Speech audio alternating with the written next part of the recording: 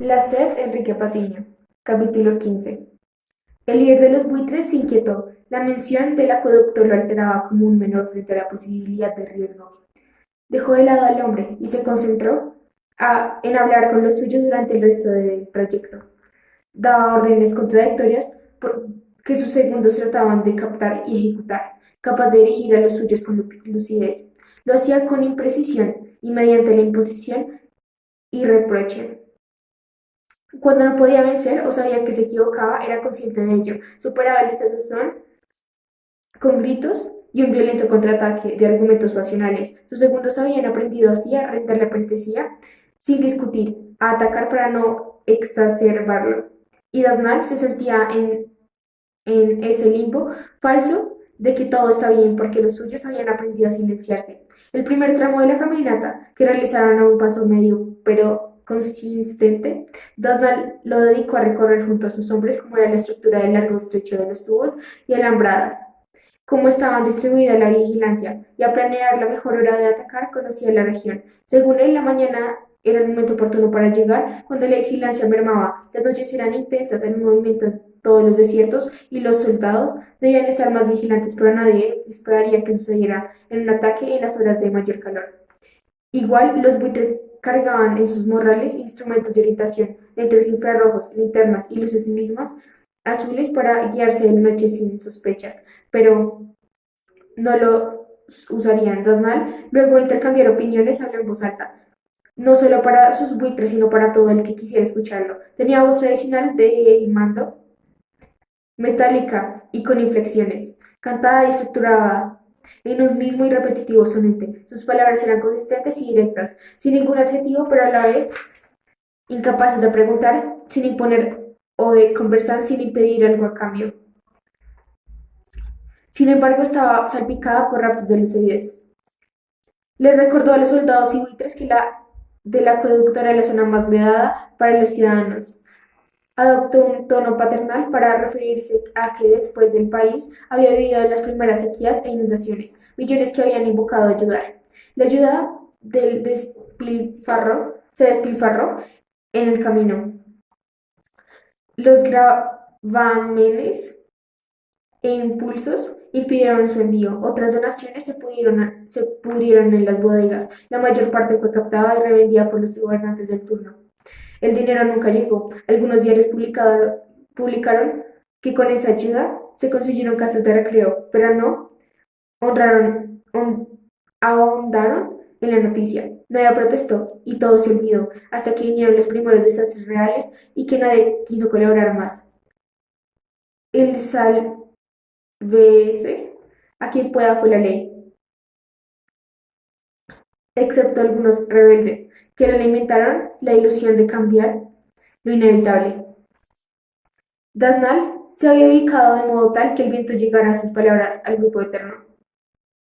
Su voz metálica sonaba con claridad de la llanura, parecía sincero en su recuento y nadie podía abstenerse de escucharlo. Narró de decisión del Estado de destinar toda su mano de obra y recursos a la construcción de un gigantesco acueducto que cruzó desde los ríos del sur hasta las principales capitales, en las que se concentraba el 90% de la población. El agua escaseaba para entonces, salvo en los grandes ríos. Hizo una pausa, su voz retumbó con nueva furia. El calor se incrementaba y sabía que debía silenciarse pronto, antes de que su discurso le cercara la garganta. Pero aún no acababa. Continuó diciendo que las tierras de la gente por donde pasaba el exento acueducto fueron abandonadas. Ejércitos sombríos visitantes de sus propietarios y los obligaron a entregar sus propiedades. Se adueñaron de las zonas, pero después el Estado los sacó. También a ellos tras una guerra prolongada asumió el control del acueducto. Tras la pretensión de hacer justicia, el agua prometida, sin embargo, no fue para todos. Sus precios generaron un mercado pirata de tráfico de líquido. Las aguas del orden protegían a los que pagaban. Los jóvenes protestaron con una furia y casi 2000 kilómetros de tubería se desplagaron de uniformados, atentos a cuidar la mayor inversión del país y y la más grande fuente de ingresos. Daznal vociferaba ya. Había dejado de importarle la sed y la ausencia de saliva. Las reservas de agua se vendieron al exterior y trechos inmensos se negociaron abajo cuerda con los países del primer mundo. Por fin hizo una pausa. Irguió el pecho en la misma actitud de los toreros que sacaban la espalda y miden la estosada. ¿Aquí va Dasnar con esa historia reciente y presumida? Se preguntó el hombre. Todos lo sabían, pero claro, la seta hacía olvidar el pasado y ubicaba a todos en el inmediato presente. La sed borroneaba el dolor antiguo y hacía imposible proyectarse hacia el otro futuro distinto de beber tragos para vivir unos minutos más. Ya estaba. Todo era lo que había. ¿Para qué recordar? Él se negaba a hacerlo, por lo que había sido, con toda su ribileza, para enterrado en el ayer. Nadie tenía derecho a cavar en su tumba, pero Aznar tenía un propósito. No era de otra forma, no era de otra forma asumirla, la posición de líder ante un grupo vacilante. Sin duda, todo lo que quedó en claro al recordar que cuando las lluvias se retiraron y los nacimientos de las montañas se desecaron, el acueducto fue el núcleo del país. Hubo gente que siguió conservando las piscinas y sus fuentes, mientras la calle era un hervidero y las revueltas del plato del día.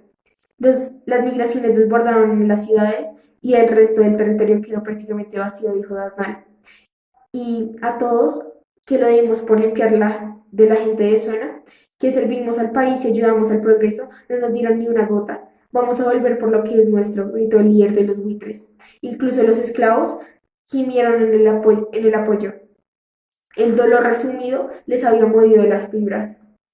El hombre entendió todo. Las filtraciones de las que había hablado habían causado un efecto insospechado en el Daznal y en el grupo. No querían las miserias de agua, sino todo el acueducto para sí. Una locura. Pero la gente estaba en pie de guerra. Y el destino final, a menos de 20 minutos, incapaz de pestañear ni de inmutarse ante los gestos de los demás. El hombre también recordó y sintió rescoldos de ira. El gran buitre no había mentido. Era cierto cada detalle. Por primera vez se permitió volver atrás un segundo y recordó que él también había barrido la zona de habitantes, que era negociado por fraudulentos y había timado a diestra y siniestra, que había sido también ejecutor del desastre con su sonrisa esmerada y su carpeta de abogado, su capacidad para mentir y su violencia como respuesta a las negativas de otros. Luego también lo habían engañado, ojo por ojo. No debía recordar más, pero igual hirvió de rencor. Cambió la postura de su cuerpo y se sintió iluminado, arapa, harapapiento. Tenía los labios secos y la tierra que se había esparcido formaba una costa seca sobre su piel y en el cabello. Estaba tieso, pero él vibraba con el encorno. La falta de líquido hacía que la lengua no rebotara ya en el paladar, fluía poca saliva en su boca, pero sirvió y estuvo a punto de gemir a favor del buitre. Tenía razones para hacerlo, había dedicado cientos de horas para negociar por debajo de cuerda las tajadas con las que se vendieron las tierras. Con todo, el grito se ahogó con las consecuencias de la sed y también porque era consciente de que él había hecho el de los oídos sordos ante el desamparo, porque en ese instante se le volvió como un boomerang la forma en la que habían atormentado a otros, de la misma manera en que un padre que abofetea a su hijo despierta 30 años después, lacerado por la culpa. Sí, el remordimiento escocía aún su tinto para el engaño, incluso cuando después el primer desastre de la suma de víctimas alcanzó los millones. La forma de vivirlo a una familia para robarle su tierra y luego destruyó todo y ocultó un mínimo nacimiento de agua. El día que abandonó todos los suyos para que darse cuenta con el nacimiento, su vida en soledad, y el desierto que lo había enfrentado a la nada y lo había ido moldeando y modificado, por eso permaneció en silencio. Su destino era un pozo diminuto. Trató de calmarse al pensar en ello. No debía entender más. Eso había aprendido de la vida. Tanto abarcar era inútil, tanto quitar no servía de nada, apenas de descrecer, morir solo, ser una víbora. Nada quedaba sino la gula de reptar otro poco más. Suscríbanse, dale like para que haga el audiolibro del capítulo 16 de la sed de Enrique Patiño. Chao.